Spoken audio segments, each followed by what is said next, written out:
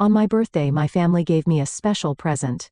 When I opened it was an eviction notice for my own house. I smiled as I returned the favor on their wedding day. The eviction notice felt like ice in my hands, its crisp edges cutting through the warmth of my birthday celebration. Just moments ago, I'd been smiling, surrounded by family, thinking this was going to be my best birthday yet. I'm Vivian, and this is how my 30th birthday became the day my family betrayed me. Open it, dear. We're all so excited for you to see what's inside, my mother had urged, her eyes twinkling with what I now realize wasn't joy, but anxiety. The fancy envelope had seemed innocent enough, wrapped in silver paper with a delicate bow. The living room of my childhood home, the one I'd spent the last years renovating, was filled with familiar faces. My cousin Sala sat perched on the armrest of the sofa, watching me with an expression I couldn't quite read. My brother Jace stood by the fireplace, hands shoved deep in his pockets, avoiding my gaze. Come on, Viv. We haven't got all day. Sala had chirped, her voice honey-sweet. I remember thinking how odd it was that she dressed up so formally for a simple family gathering. As I tore open the envelope, birthday cake still sweet on my tongue, the legal document inside made my stomach drop. Notice of eviction stared back at me in bold, unforgiving letters. What is this? My voice came out barely above a whisper. Mom? Dad? My mother's face crumpled. Sweetheart, we've been trying to find the right time to tell you. Tell me what? I stood up, the paper trembling in my hands. That you're kicking me out of my own home? The home I've poured my savings into, my heart into? Sala cleared her throat. Vivian, be reasonable. The house was never officially yours. The deed is still in your parents' names, and they've decided it's time for a change. A change? I spun to face her. What do you know about this? I'm just trying to help the family make the best financial decision, she said, smoothing her designer skirt. The market's hot right now, and the market? I laughed, but it sounded more like a sob. This is my home, not some investment property. My brother finally spoke up. Viv, maybe we should discuss this privately. No. I slammed the paper down on the coffee table, making the cake plates rattle. I want answers now. Mom, Dad, why are you doing this? My father wouldn't meet my eyes. There have been concerns about your ability to maintain the property properly. Sala has shown us some concerning documentation. Documentation? I felt like I was drowning. What documentation? I've done nothing but improve this house. Look around you. New hardwood floors, updated kitchen, restored Victorian details. I did all of that with questionable contractors, Stella interjected softly. And there are the noise complaints from neighbors, the unauthorized modifications. That's absolutely false. My voice cracked. I turned to my best friend Paisley, who stood frozen in the corner. Paisley, tell them. You've been here through all the renovations. Paisley stepped forward, her face fierce. Everything Vivian's done has been by the book. I've seen all the permits myself, but my family's expressions remained unchanged. My mother reached for my hand. Sweetie, you have 30 days to. I jerked away from her touch. 30 days? To leave my home? On my birthday? The room started spinning. How long have you been planning this? Sala stood up, straightening her blazer. I think we should all calm down and discuss this rationally. The decision's been made, Vivian. Fighting it will only make things harder. Looking at her face, that perfectly composed mask of false concern, something clicked. This wasn't just about the house. This was calculated, planned. The formal outfit, the documentation she'd mentioned. The way she'd positioned herself as the voice of reason. Get out, I whispered, then louder. Everyone get out. Vivian, my mother started. Now they filed out one by one, leaving only Paisley behind. As the door closed behind my family, I collapsed onto the couch, the eviction notice mocking me from the coffee table. Paisley sat beside me, rapping, an arm around my shoulders. This isn't over, Viv. Something's not right here, and we're going to figure it out. I wiped my eyes, anger replacing shock. You're right, Sala's behind this somehow. She's always wanted this house ever since we were kids. I straightened up, a new determination flooding through me, and I'm going to prove it. Looking around at my beloved home, at the walls I'd painted, the fixtures I'd restored, the memories I'd built, I made a promise to myself. This wouldn't be the last birthday I'd celebrate here, not if I had anything to say about it. The morning after my disastrous birthday, I sat at my kitchen counter staring at my phone. 17 missed calls from Mom. 5 from Jace. None from Stella, of course. You need to eat something, Paisley said, sliding a plate of toast in front of me. She'd stayed the night, sleeping on my couch like we used to do in college. You can't fight this on an empty stomach. I pushed the plate away. I can't eat. I need to figure out what Salah has been telling my parents. My hands shook as I pulled up my mother's contact information. I'm calling her. Put it on speaker, Paisley said, settling beside me. Mom answered on the first ring. Vivian, thank goodness, we've been so worried. Save it. I cut her off. I want to know exactly what Salah's been saying about me. A heavy sigh crackled through the speaker. Honey, it's not just what Salah said. She showed us documentation of unauthorized construction. Complaints from the neighborhood association. That's impossible. I slammed my hand on the counter. I have every permit, every approval right here in my files. Who specifically complained? Well, I don't have the actual complaints in front of me. Stella handled all of that. Of course she did. I laughed bitterly. And did you bother to verify any of it? To ask me about it before ambushing me on my birthday? Silence stretched between us. Mom? Salah said you deny everything. She finally replied, her voice small. She said you've been struggling financially, that you've been cutting corners. I want copies of everything, I demanded. Every document, every complaint, everything Salah showed you today. Vivian, please understand. No, you understand. That house is my life. I've put every penny I have into it, and I'm not leaving without a fight. I hung up before she could respond. Paisley squeezed my shoulder. That's my girl. Now what? Now we gather evidence. I grabbed my laptop. I need proof that Salah's lying. My phone buzzed. A text from Jace. Meet me at Carlos Coffee in 30. Need to talk. 20 minutes later, I walked into Carlos, spotting my brother in our usual corner booth. His face was drawn, guilty. You knew, I accused, sliding into the seat across from him. You knew what they were planning. Jace ran a hand through his hair. I found out yesterday morning. Mom and Dad swore me to secrecy, said Salah had proof you were in trouble. And you believed her? Of course not. He leaned forward. Look. Something weird is going on. Last week, I overheard Stella on the phone talking about property values and development opportunities in the neighborhood. My heart stopped. Development opportunities? Yeah. And get this. Her fiancé, Valentin? His family owns that new luxury condo complex downtown. The pieces started falling into place. Our street was one of the last historic areas in town, prime for development. My house sat on the largest lot. She wants to sell it to developers, I whispered. That's why she's doing this. There's more, Jay said. I did some digging. Salah's been meeting with the City Planning Commission. And guess who else attended those meetings? Mom and Dad? He nodded. They think they're protecting you from financial ruin, but Salah's playing them. She's convinced them selling is the only way to save you from yourself. My phone buzzed again. An email from Mom with attachments. I opened them, scanning quickly. These documents, I showed them to Jace. The letterhead is wrong, the permit numbers don't match my records. She forged them. Keep your voice down, Jace warned, glancing around. Stella's got friends everywhere. I don't care. This is proof she's lying. I stood up, energized. I need to show Mom and Dad. Wait. Jace grabbed my wrist. Salah's wedding to Valentin is in 2 weeks. Everyone will be there. Family, friends, business associates. If you're going to expose her, that's your chance to do it properly. I sank back into my seat, mind racing. 2 weeks to gather evidence, to prove she's trying to steal my home for her fiancé's development company. I'll help, Jay said firmly. So will Paisley, but we have to be smart about this.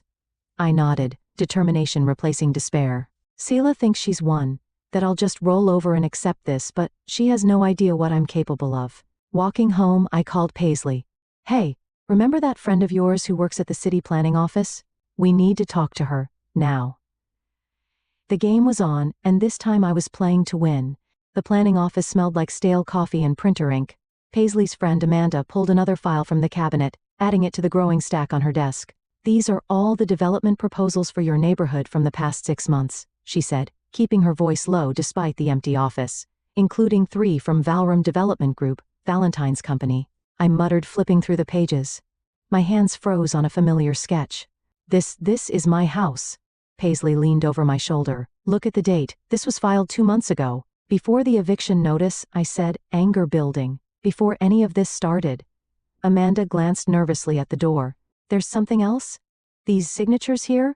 She pointed to the bottom of the document. Your parents' names, authorizing the preliminary survey.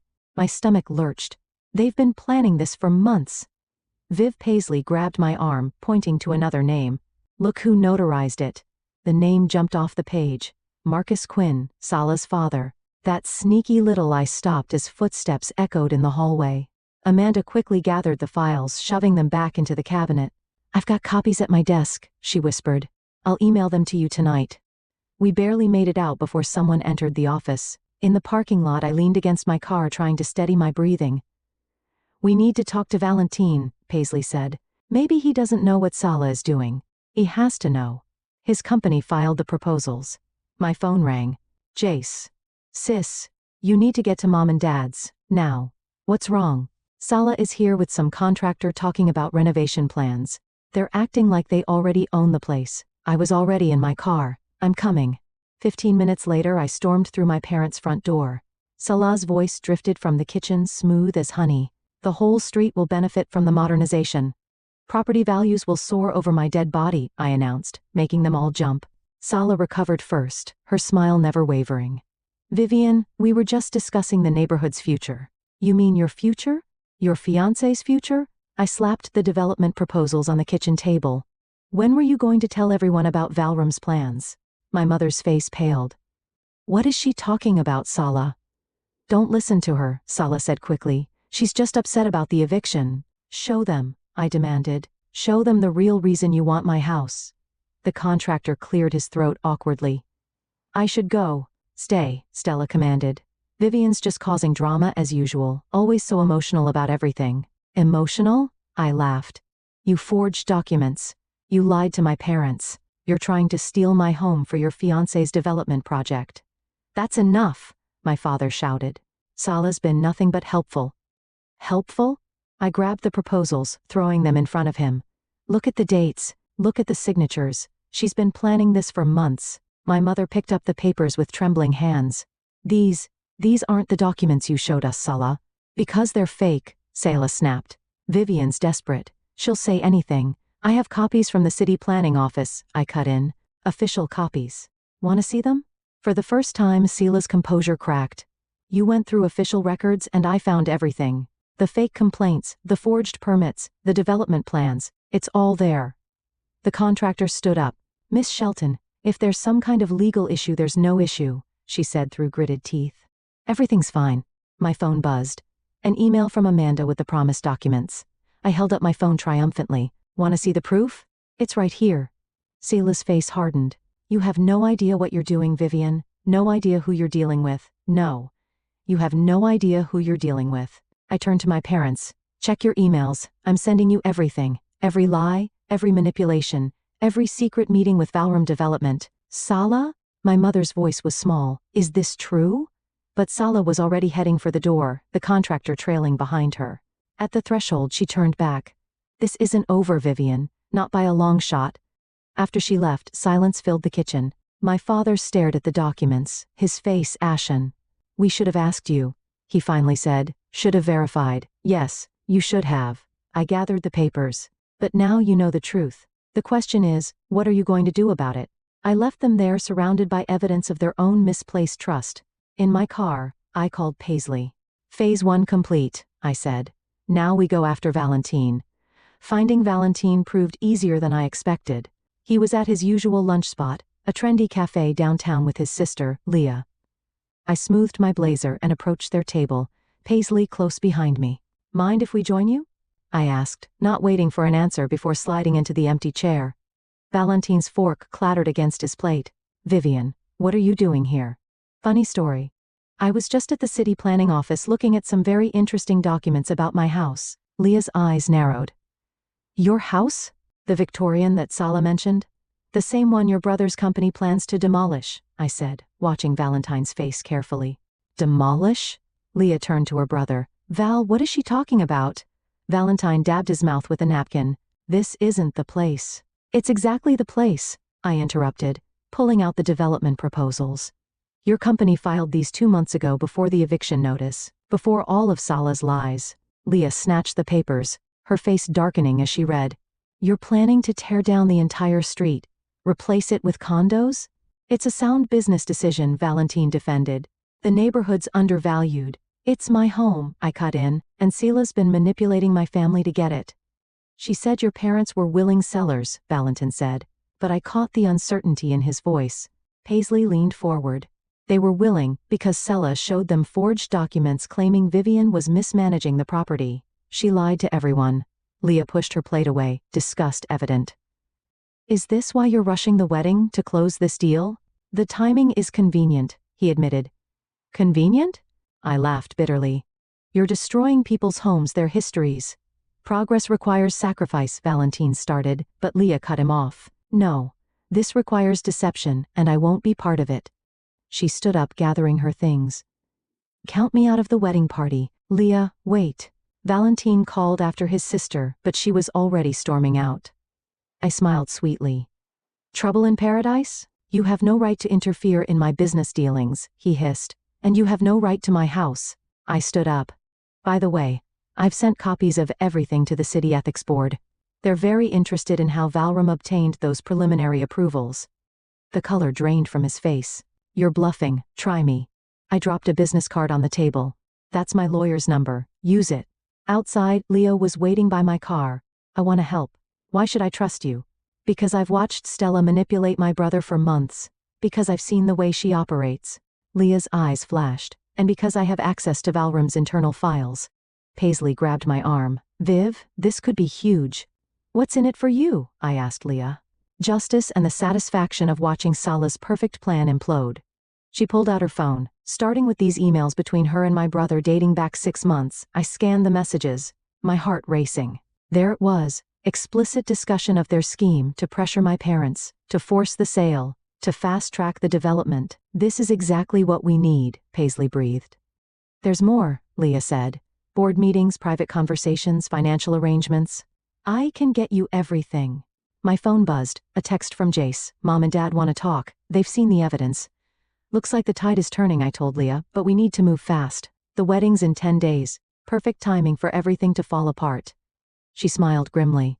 I'll send you what I have tonight. As Leah walked away, Paisley turned to me. Are you sure about this? Using her? She's using us too, I pointed out. But right now, we want the same thing. My phone buzzed again, an unknown number. The message made my blood run cold. Back off now or you'll regret it. Some things are worth more than a house. Paisley read over my shoulder. She's threatening you. She's desperate, I corrected, saving the message as evidence. And desperate people make mistakes. I headed toward my car, determination fueling every step. Let's go see my parents. It's time to show them exactly who they've been protecting. The pieces were falling into place faster than I'd hoped. But Sala's threat lingered in my mind, a warning that this fight was far from over, and something told me the worst was yet to come. I woke to the sound of breaking glass. Jumping out of bed, I rushed downstairs to find my front window shattered, a brick lying among the shards. A note was wrapped around it. Final warning, my hands shook as I called the police. While waiting, I texted Paisley and Jace. They arrived before the officers did. This has gone too far, Jace said, examining the brick. You need to be careful, Viv. I'm not backing down now. I handed the note to the police officer who was taking my statement. This is connected to a larger situation. I have documentation.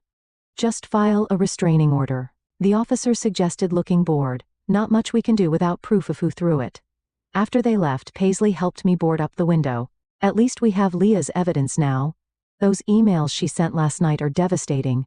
Speaking of which, I checked my phone. 3 missed calls from my mother. I need to go see them. They've had time to process everything. I'm coming with you, Jace insisted. 20 minutes later, we sat in our parents' living room. Mom's eyes were red from crying. We've been such fools, she whispered. All those documents Sella showed us, we wanted to believe she was helping.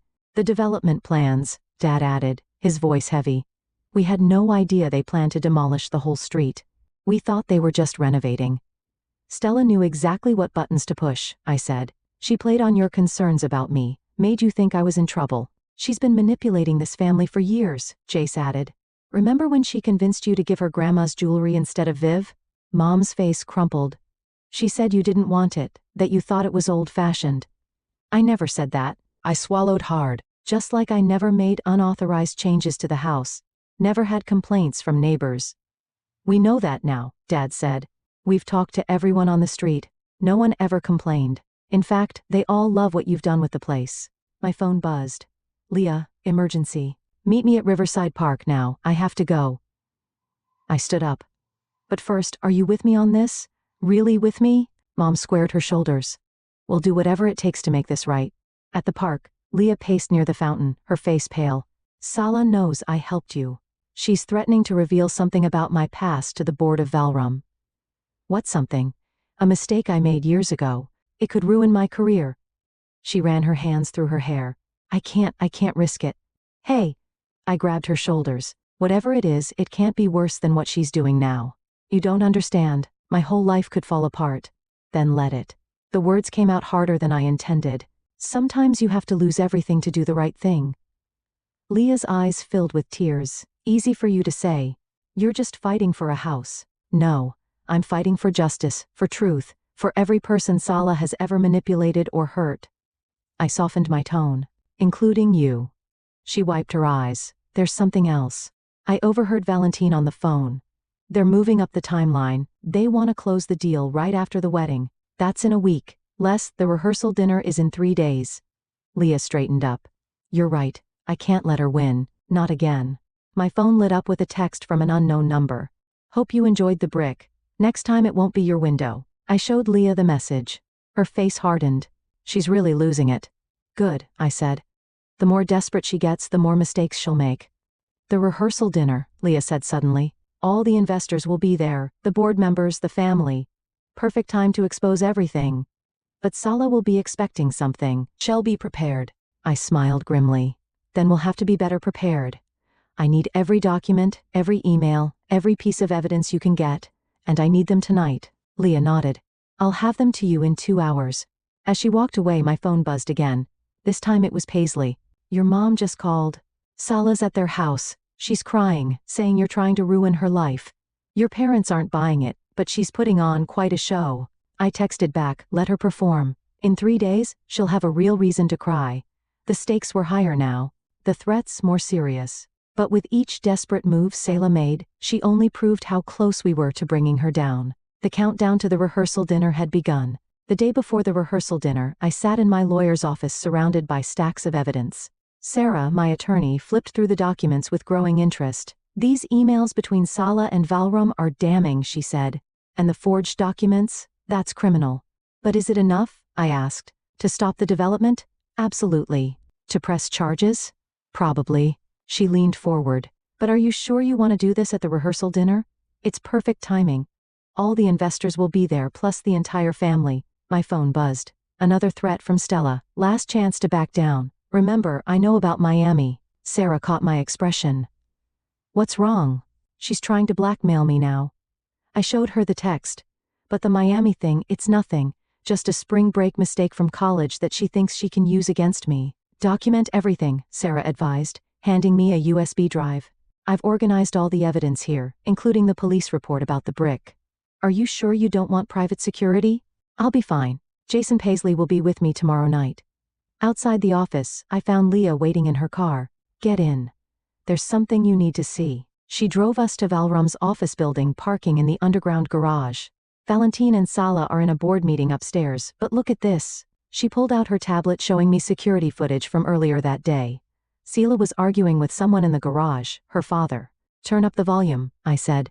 I can't keep covering for you, her father was saying. The notary stamps, the forged documents, it's too much risk. Daddy, please, just one more day. After the rehearsal dinner, it won't matter anymore. What's happening after the rehearsal dinner? I asked Leah. I don't know, but they've booked a private room at the restaurant.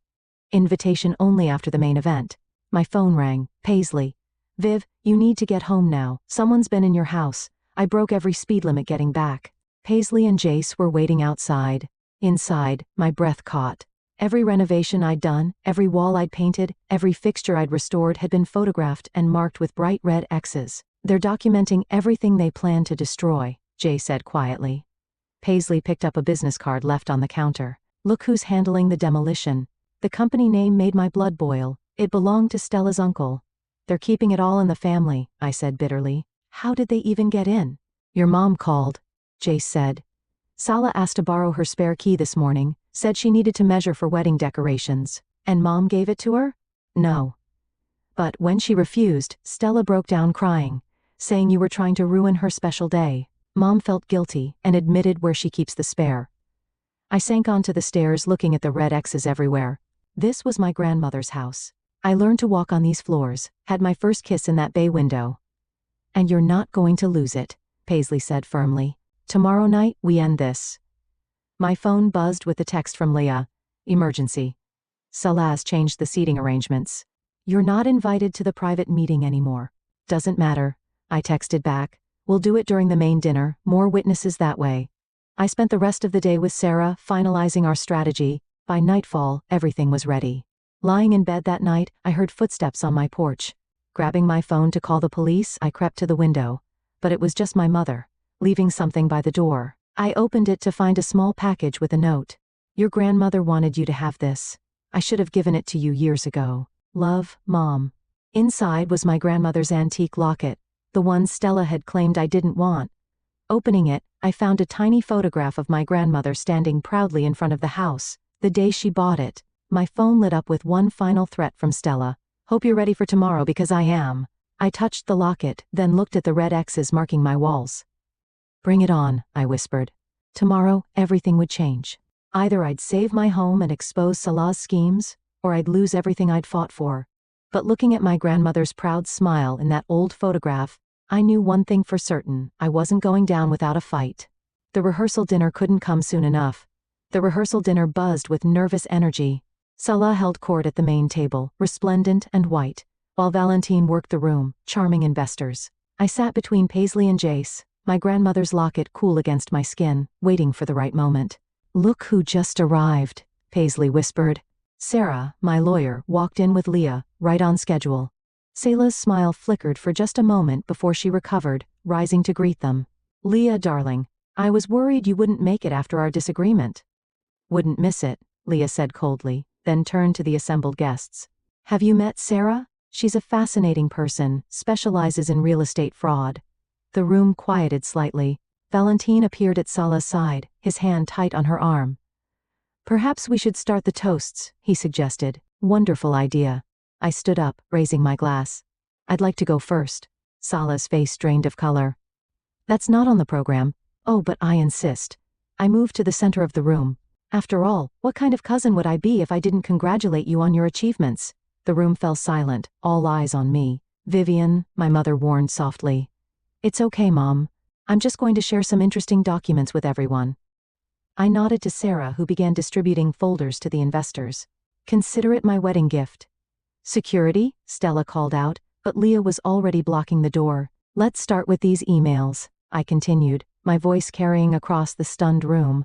Detailed plans to forge documents, manipulate my family, and steal my home for Valrum's development project. Valentine stepped forward. These are private business matters. Fraud is never private, Sarah interjected. Neither is forgery, which brings us to Exhibit B. The falsified complaints and permits complete with unauthorized notary stamps from Salah's father. Salah's father stood up, face red. Now wait just a minute. The ethics board is very interested in your involvement, Sarah added smoothly. They'll be in touch. You're ruining everything, Salah shrieked, lunging for the folders. But Jace was faster, already passing copies to the board members. Like you tried to ruin my life? I asked. The threats, the brick through my window, the break-in? Gasps rippled through the crowd. Valentine's sister stood up. The police have been notified, she announced, about everything. Val, do something, Salah pleaded. But Valentine was busy reading the documents, his face growing darker with each page. You told me her family agreed to Sal, that everything was legal. It was just business, Salah protested. A simple property acquisition. Simple? I pulled out my phone, playing the security footage Leah had given me. Salah's voice filled the room. After the rehearsal dinner, it won't matter anymore. What were you planning? Valentine demanded. What happens after dinner? Stella's silence was damning. Her father broke it. The demolition crew is scheduled for midnight, he admitted.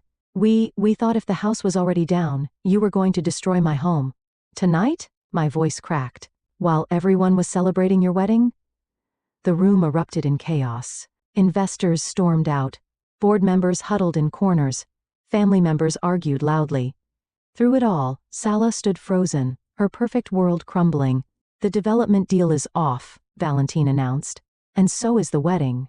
But the deposits, the contracts, Salah's voice was small, are void due to fraud, Sarah supplied helpfully. As is the eviction notice. My mother approached Sala slowly. How could you do this to family? Because she never cared about family, I said quietly. Only power, control, getting what she wants no matter who she hurts. Stella's composure finally broke. You think you've won? You've ruined everything I worked for. No. I touched my grandmother's locket. You did that yourself. Every lie, every scheme, every betrayal, that was all you. The police arrived then, asking questions, taking statements. I watched as Sala's carefully constructed facade crumbled completely. The house is yours, my father said, hugging me tight. It always was. We forgot what family really means. Later, standing outside the restaurant, Paisley squeezed my hand. How does it feel? I looked at the night sky thinking of my grandmother's photograph. Like justice, like home. My phone buzzed one last time. A message from Leah.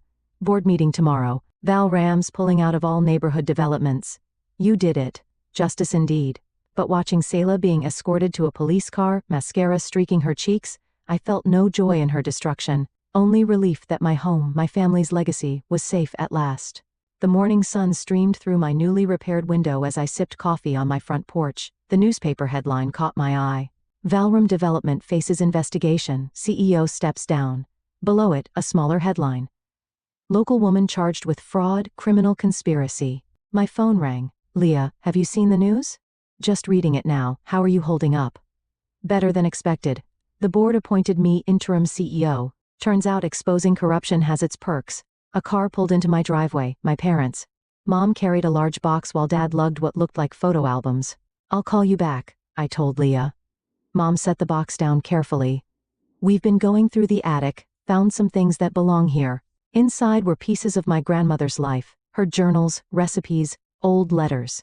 Dad opened one of the albums pointing to a yellowed photograph. That's her. The day she bought this house. Said it was the proudest moment of her life until you were born, Mom added softly. She always wanted you to have it. The screen door creaked open as Paisley emerged with more coffee. Look who just pulled up. A police car parked across the street. Officer Martinez approached holding a document. Miss Harding, we've recovered some items from Stella's office, things she took from your house. He handed me a folder. Also thought you should know, she's agreed to a plea deal, full confession. Thank you, I said, taking the folder. Inside were old photographs she'd stolen years ago, claiming they'd been lost. The DA wants to know if you'll testify about the harassment, Officer Martinez added. I looked at my repaired window, remembering the brick, the threats, the fear. Yes, I will. He nodded and left. Mom touched one of the recovered photographs. Your 5th birthday, she said. Selah was so jealous of your party, she threw cake at you. We should have seen the signs back then. We all missed the signs, I said, but we can't change the past. Jace's truck rumbled up the street, Valentine surprisingly in the passenger seat. They carried construction supplies. Before you say anything, Jace called out. He volunteered. Valentine set down a paint can. I owe you. We all do. Let me help restore what we almost destroyed. I studied him for a moment, then nodded. Start with the back porch. It needs new railings. The day unfolded like a healing breath. While Jace and Valentine worked on repairs, Mom and I sorted through grandmother's belongings. Paisley organized a neighborhood potluck on the lawn. Even Leah stopped by, bringing corporate documents showing Valram's new commitment to historic preservation. The board wants to establish a fund, she explained, to help homeowners restore historic properties instead of demolishing them. Karma works in mysterious ways, Paisley mused. As evening approached, neighbors gathered on my lawn, sharing food and stories. Mrs. Rodriguez from next door brought her famous empanadas. Your grandmother loved these, she told me. She hosted dinners like this all the time. The house was always full of people, full of life. I touched my locket, thinking of the photograph inside. Maybe it's time to restart that tradition. Dad raised his glass. To new beginnings and old foundations, Mom added. My phone buzzed. A text from Sarah. Plea deal finalized. Stella's serving time. The house is officially safe. Looking around at my gathered family, friends and neighbors, I realized something. This house wasn't just walls and windows, not just a property to be saved. It was a home, alive with memories and possibilities. You know, Paisley said, your birthday is coming up again.